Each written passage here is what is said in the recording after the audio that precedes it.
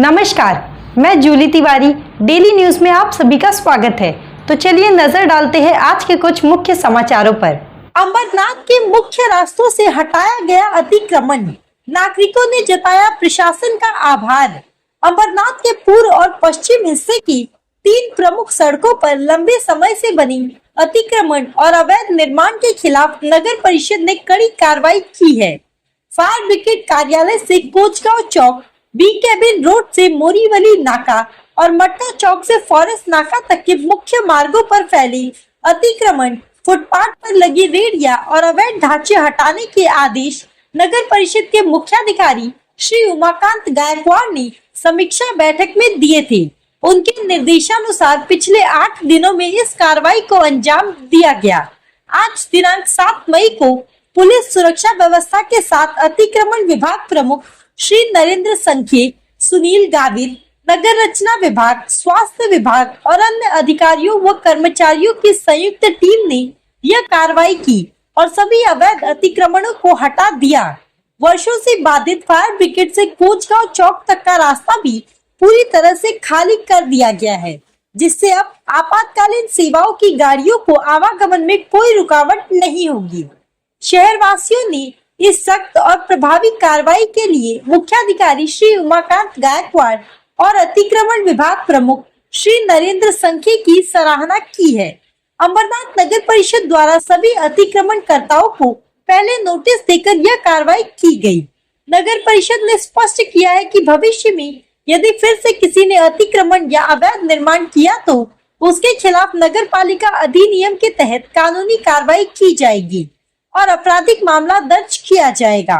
नगर परिषद की ओर से सभी नागरिकों और व्यापारियों से अपील की गई है कि शहर की मुख्य सड़कों और फुटपाथों पर अतिक्रमण न करें, ताकि आम लोगों को आने जाने में कोई परेशानी न हो। नगर परिषद ने सभी से सहयोग की अपेक्षा जताई है। गेल्या 1 महिन्यापासून माननीय मुख्याधिकारी उमाकांत गायकवाड साहेबांनी आमचा आढावा घेतला। त्या आढावानुसार शहरामध्ये अतिक्रमण आणि फुटपाथवरील हातगाड्या अशावरती कारवाई करण्याचे आदेश आम्हाला दिलेले आहेत आणि त्या आदेशानुसार आज शहरामध्ये फायर ब्रिगेड पासून तो कोचगाव हा संपूर्ण रस्ता आम्ही फेरीवाला मुक्त केलेला आहे। दुसरा एक रस्ता बी केबिन रोड जो गुलाब करंदरे साहेबांच्या ऑफिस पासून ते तुमचा मोरोली पाड्यापासून हा संपूर्ण रस्ता हा फेरी मुक्त केला आहे। एकीच मला हातगाड दिसणार नाही आणि आज माननीय मुख्याधिकाऱ्यांच्या आदेशाने आपलं मटका चौक ते फॉरेस्ट नाक्यापर्यंत जे रस्त्यामध्ये असलेले जे अतिक्रमण आहेत आणि टपऱ्या होत्या आणि अनधिकृत बांधकाम जे होते ते आज पोलीस बंदोबस्त घेऊन पूर्णपणे निष्कासित केलेले आहेत आणि ही कारवाई अशी नेहमी चालू होणार। जो फुटपाथवरती किंवा रस्त्यावरती जर बसलं तर माननीय मुख्याधिकाऱ्यांच्या आदेशाने त्यांच्यावरती गुन्हे दाखल केले जाईल। कारवाई दरम्यान हो, शहरामध्ये बऱ्याच ठिकाणी अतिक्रमण असतं, गाड्या असतात, लोक विरोध करतायत, हातापाई करतायत, मारण्याचा प्रयत्न करतायत। मी शहराच्या नागरिकांना एक सूचित करीन की शहर हे आपलं आहे आणि शहर हे स्वच्छ राहिलं पाहिजे। आज कारवाई करताना बऱ्याच ठिकाणी वादावाद आणि हातापाई करण्याचा प्रकार झाला, हा योग्य नाही। तर शहरातील लोकांनी आणि माझ्या नगरसेवकाने आणि बाकीच्या लोकांनी सहकार्य करावं, जेणेकरून हे शहर आपलं आहे आणि रस्ता साफ होईल। जेव्हा प्रशासन, जेव्हा मुख्याधिकारी आणि आम्ही जेव्हा कारवाई करतो तेव्हा जर आम्हाला पब्लिकने सहकार्य केलं तर फार योग्य होईल। माझ्या कोण कोण होते नगरपालिकेचे, कोणते कोणते विभाग होते?